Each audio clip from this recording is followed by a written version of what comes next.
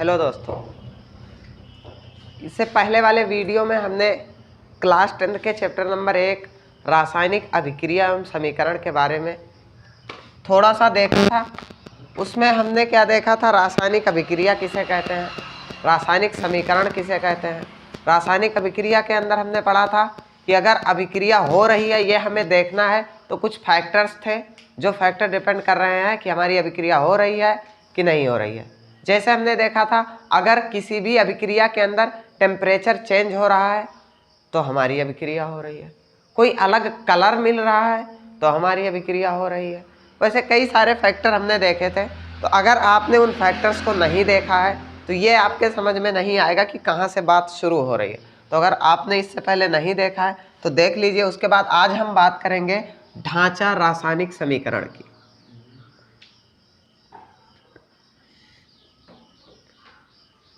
ढांचा रासायनिक समीकरण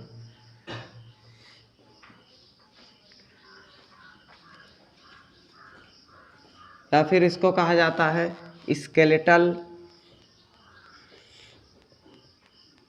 केमिकल इक्वेशन।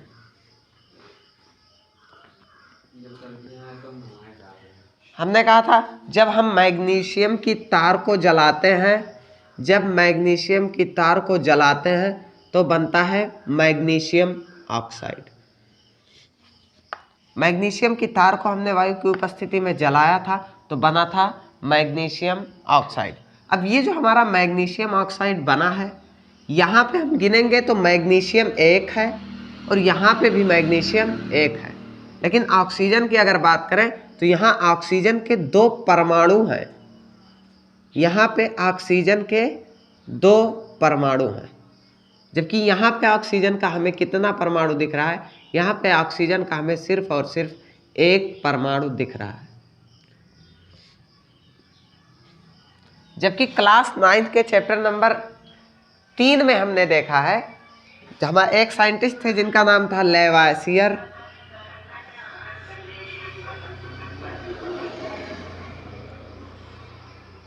उन्होंने रासायनिक अभिक्रिया के समीकरण के 2 नियम दिए थे, जिनमें से पहला नियम था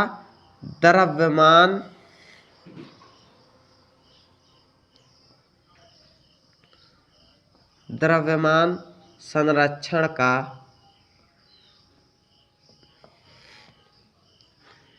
नियम। और इस नियम में यह लिखा गया था कि कोई भी अभिक्रिया है, अगर कोई रासायनिक अभिक्रिया हो रही है तो उस रासायनिक अभिक्रिया के अंदर ना तो द्रव्यमान का विनाश होगा, ना तो द्रव्यमान का विनाश होगा,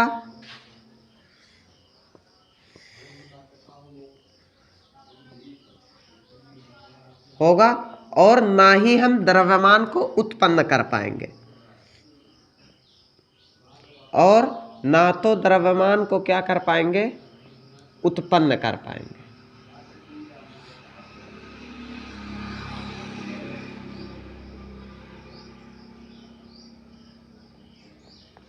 ना तो हम द्रव्यमान को विनाश करेंगे, ना तो हम द्रव्यमान को उत्पन्न कर पाएंगे। सिर्फ और सिर्फ उसको एक रूप से, सिर्फ और सिर्फ हम उस द्रव्यमान को एक रूप से दूसरे रूप में परिवर्तित कर देंगे, एक रूप से दूसरे रूप में परिवर्तित कर देंगे।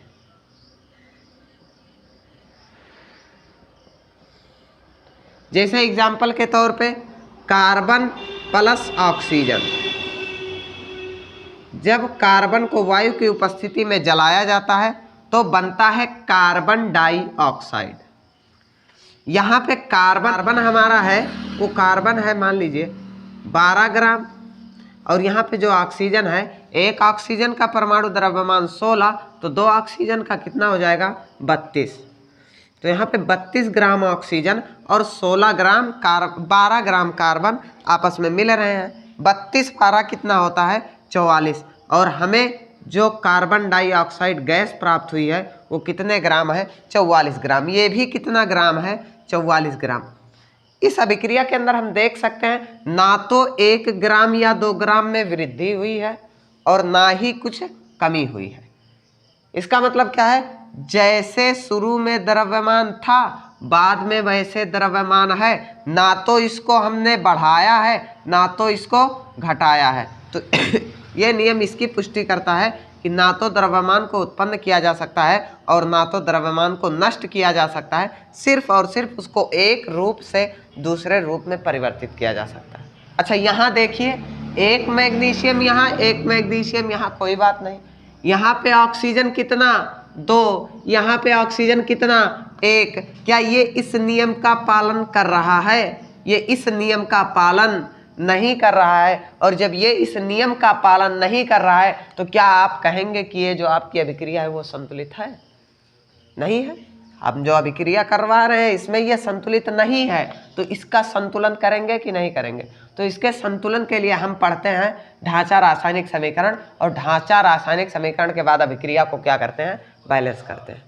अब ढांचा रासायनिक समीकरण की डेफिनेशन क्या है? ये जो अभिक्रिया आपको दिख रही है, क्या ये अभिक्रिया अभी संतुलित है? यहाँ पे कितने परमाणु ऑक्सीजन के? 2। यहाँ पे ऑक्सीजन के कितने परमाणु? 1 परमाणु। जब कभी भी किसी अभिक्रिया को बिना संतुलित किए लिखा जाए, यहाँ पे 2 परमाणु, यहाँ पे 1 परमाणु, जब किसी भी अभिक्रिया को बिना संतुलित किए लिखा जाए तो उस अभिक्रिया को कहा जाता है ढांचा रासायनिक समीकरण। किसी भी अभिक्रिया को जब बिना संतुलित किए लिखा जाए तो उस अभिक्रिया को कहेंगे ढांचा रासायनिक समीकरण। और ढांचा रासायनिक समीकरण के अंदर जो यहाँ पे हमने कहा था ये है अभिकारक और इसको हमने कहा था ये है उत्पाद।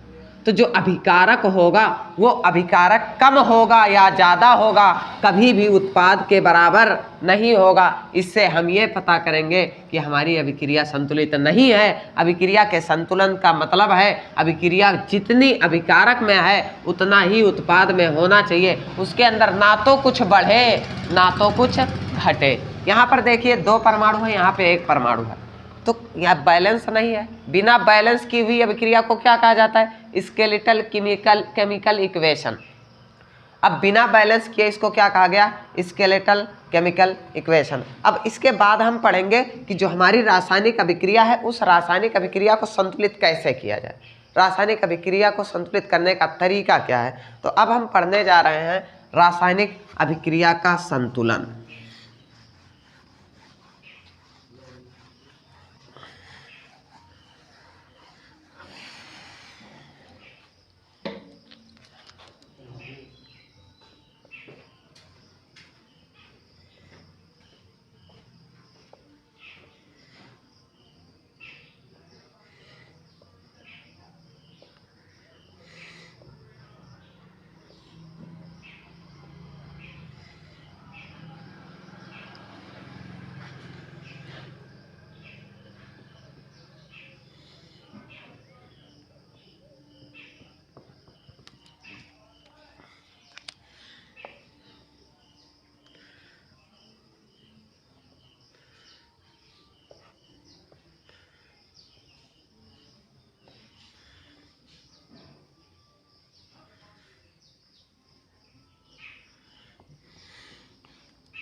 हम क्या पढ़ने जा रहे हैं?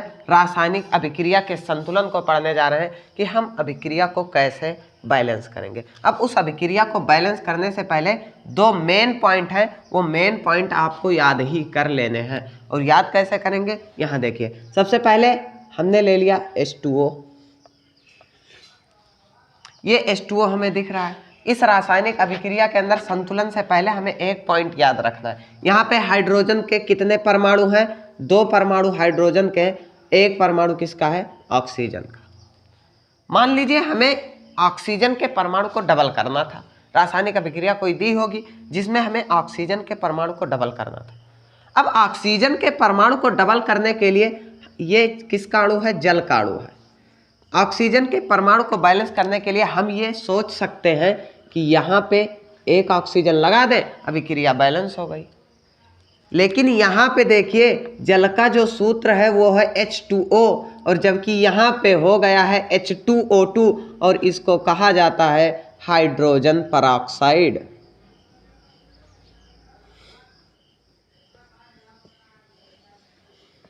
Hydrogen peroxide.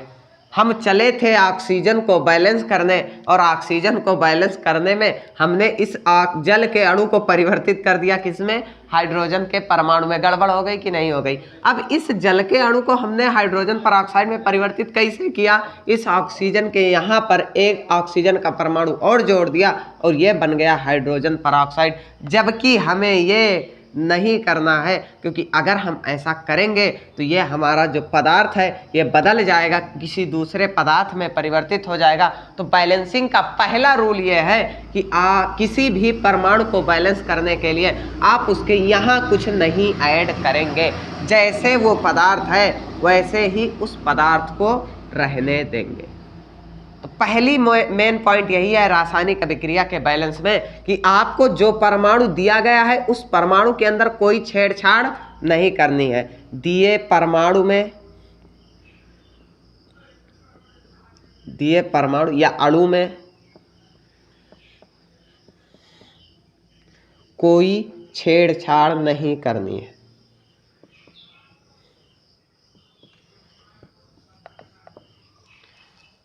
पहला पॉइंट ये हमें याद रखना है कि दिए हुए परमाणु में हमें कोई भी छेड़छाड़ नहीं करनी है। अगला पॉइंट है तो फिर सर अब क्या करें, इस जल को हमें परिवर्तित करना है। ऑक्सीजन के एक परमाणु को बैलेंस करके हमें करना है ऑक्सीजन के 2 परमाणु।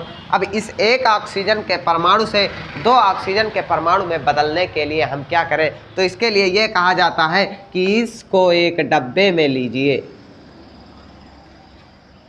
जिस पूरे समीकरण के अंदर जितने पदार्थ दिए होंगे सबको एक डब्बे में कर लीजिए, और जितने बैलेंसिंग करनी है यहाँ पे जो है इससे गुणा होगा।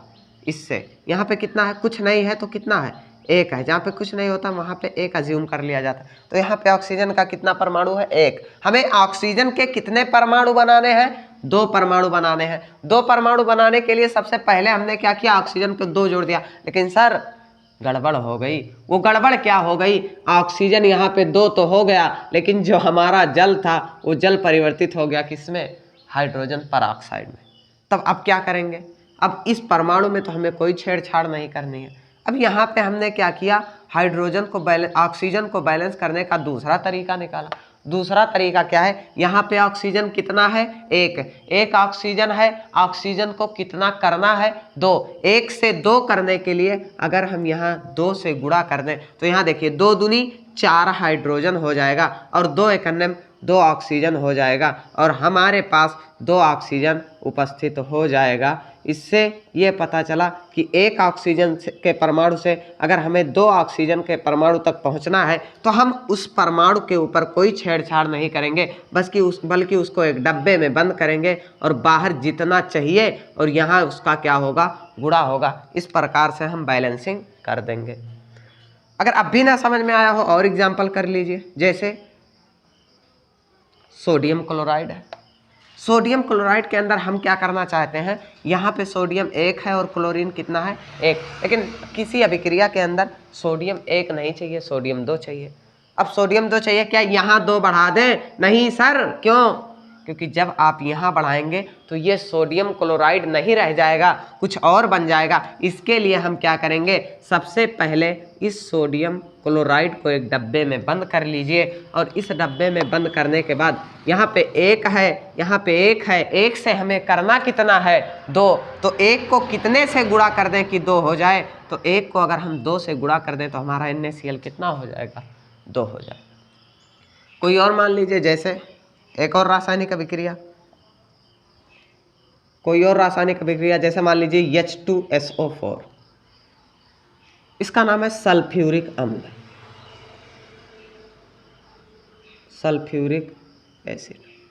यहाँ पे हमें किसी कारणवश ऑक्सीजन को 8 करना है। ऑक्सीजन है कितना, 4। 4 में हम कितने से गुणा कर दें कि ऑक्सीजन का परमाणु 8 हो जाए। तो सबसे पहले H2SO4 को एक डब्बे में बंद कीजिए, क्योंकि हमें इनमें उपस्थित परमाणुओं के साथ छेड़छाड़ नहीं करनी है। डब्बे में बंद करने के बाद ऑक्सीजन हमें कितना चाहिए? 8। पहले से है कितना? 4। तो पहले से 4 है, 8 चाहिए। अगर यहाँ पे हम 2 से गुणा कर देते हैं तो 2 चौके 8 ऑक्सीजन का परमाणु हमें मिल जाएगा और हमारी अभिक्रिया बैलेंस हो जाएगी। इस मेथड को कहा जाता है hit and trial method. Hit and trial method. यानी देखिए, सबसे पहले ऑब्जर्व कीजिए कहाँ पे क्या हो रहा है। यहाँ पे कितना है? 2। आगे अभिक्रिया में कितना है? 1। तो इसके बैलेंसिंग के लिए हम उस यौगिक में उपस्थित परमाणुओं के साथ कोई छेड़छाड़ नहीं करेंगे। उसके एक डिब्बे में बंद करने के बाद ही परमाणु को बैलेंस करेंगे। जैसे अब यहाँ पे हम करने जा रहे हैं, बैलेंसिंग करेंगे किसकी? हिट एंड ट्रायल मेथड की बैलेंसिंग करेंगे। जैसे हमने कल जलाया था मैग्नीशियम के वायर को। जब मैग्नीशियम के वायर को ऑक्सीजन की उपस्थिति में जलाया गया था तो बना था मैग्नीशियम ऑक्साइड। गिनिए, यहाँ मैग्नीशियम कितना? 1। यहाँ मैग्नीशियम कितना? 1। सर बैलेंस है। यहाँ ऑक्सीजन के कितने परमाणु?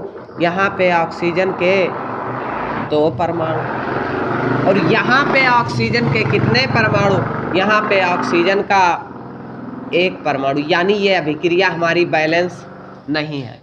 बैलेंस नहीं है तो रासायनिक उसके द्रव्यमान के संरक्षण के नियम का पालन भी नहीं कर रहा है।